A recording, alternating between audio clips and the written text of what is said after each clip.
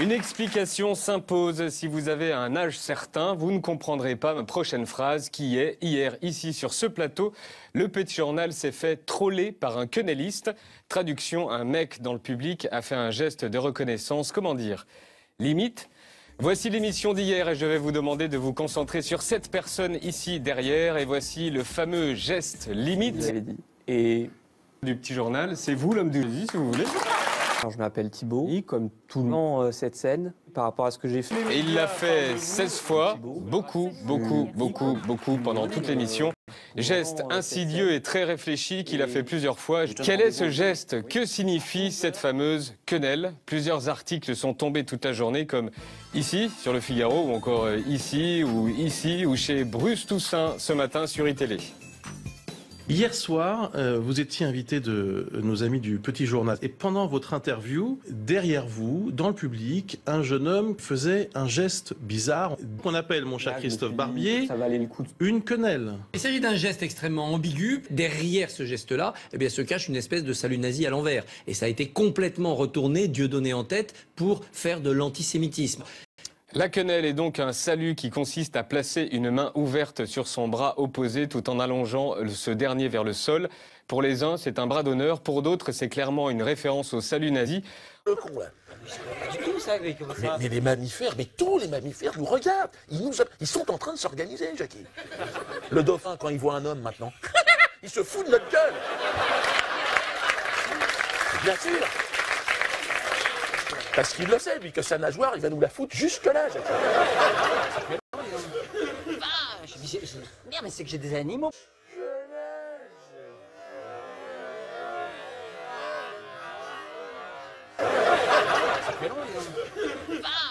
Voilà, nous vous présentons toutes nos excuses pour cette intrusion visuelle nauséabonde. Non, c'est vrai que, quoi? Le baptême avec Jean-Marie? Ouais. Ah, t'es encore là-dessus, toi? Ah! Il est encore sur le baptême, sur cet été, là.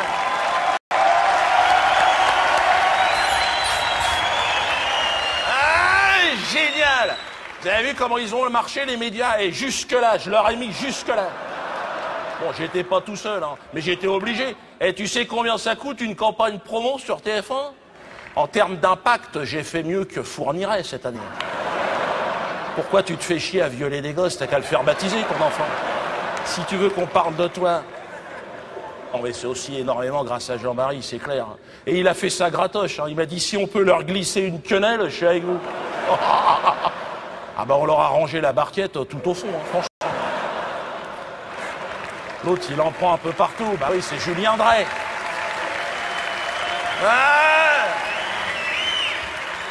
Ouais, c'est le mec d'SOS Racisme. Remarque, lui, il nous l'a mis jusque-là, hein, bien comme il fallait. Ah, bien joué. Bah, Julien Drey, c'est lui, balançant des maladies de chez nous, comme on l'a fait avec les Indiens d'Amérique. Hein. Moi, j'ai un pote au Canada, il m'a expliqué, il y en avait trop. Hein. Mais non, mais ne ris pas. Il y en avait partout. Et à un moment donné, l'hiver, il leur donnait des couvertures avec le typhus à l'intérieur. Ah, l'idée est géniale. Hein. C'est pas chevaleresque, mais bon, ça t'évite le corps à corps. Hein. Tu sais, quand il faisait moins 40... Tiens, viens là, petit nuage d'été, viens là. C'est la Croix-Rouge. Prends ça. Ah, tu vas avoir chaud, tu vas voir, ta température va monter à 60. On va t'appeler petit radiateur. Ah, ferme-la, quoi? Ah non, mais prends-en une autre pour le bébé, il y en a pour tout le monde. Ah ouais. Ah ouais, c'est normal, l'autochtone, attends. Sous prétexte qu'il est là depuis toujours, il se croit chez lui, le mec. Il m'a dit non. L'autre chien gitan, il m'a dit que c'est un décor de cinéma. J'ai dit, regarde, mais moi j'ai chialé en découvrant la porte de la maison des esclaves à Gorée. Il m'a dit, bah oui, parce que tu t'es fait enfiler jusque-là.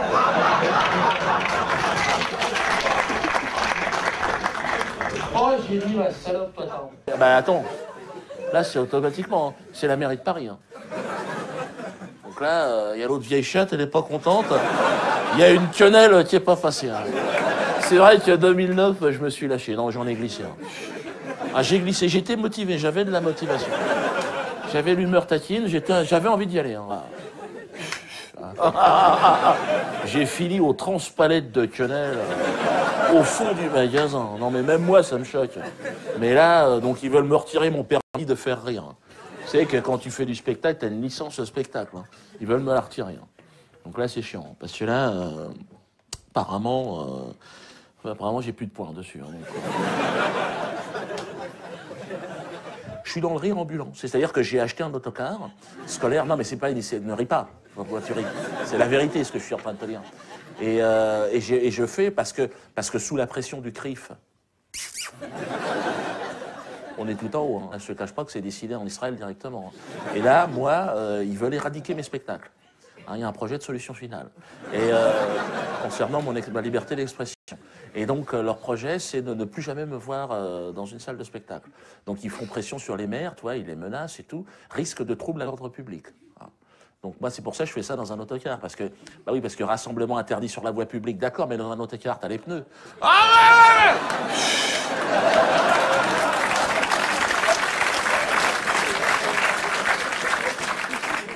Quenelle de 150. Non, là, c'est vrai. Là, j'ai rangé du large. Ben attends, c'est normal. Hein. À Dunkerque, le maire, il était possédé. Hein. Il voulait pas que je vienne dans mon autocar. Il a dit jamais. Jamais, plus jamais. Le mec, il voulait se coucher devant l'autocar. C'était dans sa tête, il était à Tiananmen, toi, il était habité d'une mission. Et il s'est fait rembarrer, le gars. Je suis passé, j'ai dit quenelle, t'es fou, toi. Mais là, Martine Aubry, pareil, elle a fait 2 arrêtés municipaux. Bon, elle se les a mangés aussi, pareil. Elle n'a pas le droit, mais bon, c'est vrai que c'est dur. Non, non. Pas me retrouver avec le lobby féministe sur le dos. Non, non, moi, je respecte bien évidemment ce que je disais à ma fille, mes 3 filles, j'ai 3 filles, moi. Hein, une femme, une mère. Non, franchement, je n'ai jamais... D'ailleurs, franchement, s'il y a des femmes qui sont choquées par ce qu'elles ont entendu dans la salle ou par vidéo interposée, franchement, je vous présente mes excuses, mesdames. Et pas mes excuses dans ton cul. Hein. Non, non, mes excuses... Non, je suis désolé, non, vraiment.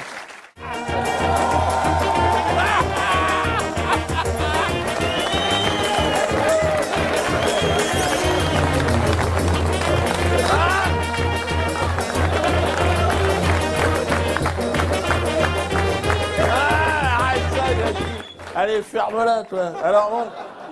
Il était obligatoire. C'est Fernand Nathan qui l'écrivait, moi, l'histoire quand j'étais petit. Fernand Nathan. Connard. Et le gars, franchement, non, je sentais la quenelle arriver, le gars. Attends, t'es qui pour me raconter l'histoire? Parce que l'histoire, elle est écrite par qui? Tais-toi. On s'en fout de ce que tu penses.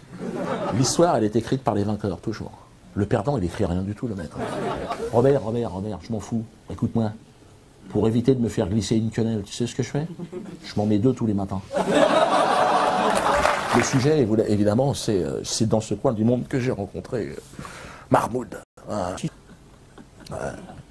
Pour beaucoup, l'incarnation de Lucifer, quand on entend les médias ici, le glisseur de quenelle du siècle. Là, je l'ai vu l'autre jour. Bon, là, il était sur la frontière libanaise la semaine dernière. À New York, 15 jours avant. À New York, il est arrivé, quenelle, prenez, mangez-en tous, attention. Ceci est mon corps livré pour vous, pauvres pêcheurs. Il a les attentats du 11 septembre, une organisation américaine, israélienne. Oh, j'étais là, oh Jésus. J'ai compris très rapidement, moi, que... c'est à partir du moment où Bush, Merkel, Blair, tout ce ramassis de merde lui crachait à la gueule, je me suis dit, c'est lui le patron. Donc, je lui envoie un CV.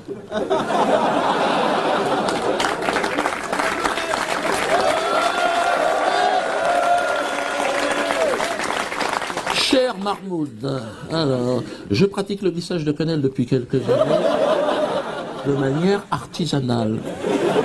Je désire intégrer une équipe motivée. Attends, je fais un sketch chez Faugiel dans une émission de merde. Quelques années plus tard, je me retrouve chez Marmout. T'imagines un peu la promotion. On a parlé quenelle pendant 1h30. Bon, moi, je lui ai parlé de mes quenelles. Tu vois, je lui ai dit, moi, je fais de la quenelle 275. J'arrive à faire de l'épaulé, mais bon... Ça, je fais ça en atelier, c'est de l'artisanat. On n'est pas dans la même catégorie non plus. Hein. Ça n'a rien à voir. Lui, Mahmoud, c'est de la quenelle de 300. C'est beau. C'est beau. Moi, j'invite Forisson au Zénith, je tatine. L'autre, il te fait une conférence internationale sur l'Holocauste, Mondiovision, Pom-Pom Girl, avec un voile. Mais je veux dire, de droite comme de l'extrême droite à l'extrême gauche. C'est la première fois qu'ils signent un texte commun depuis 1945. Eh, il y a une quenelle qui n'est pas passée. Non, moi je suis un... Non mais c'est vrai, je suis un insolent. Ma mère me l'a dit, depuis tout petit, elle m'a dit t'es une merde. Et dès qu'il y a une faille dans le système, je la guette. Je suis là. Trop tard. Dans ta gueule, voilà. Oh, c'est n'importe quoi. On nous raconte n'importe quoi à un niveau aujourd'hui. En France, là, c'était les primaires à l'UMP, un des premiers partis d'opposition. Là, c'était le futur président, le mec. Ah, ils se sont engueulés. Tricheur! Il a triché, il a bourré les urnes, l'enculé! Ah bon, ça fait longtemps que vous trichez, les gars? Parce que nous, on vote derrière. Dans ton cul, le peuple. Mais bien sûr. Place à la musique, place à la danse. Jackie?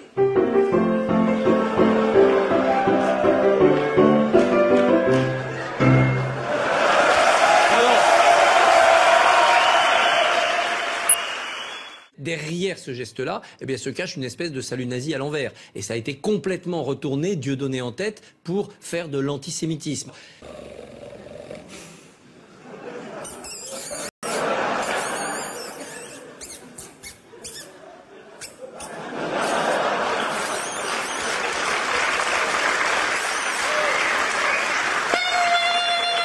Il s'est déboîté un ressort au niveau du sommet. Le gars, ah ouais.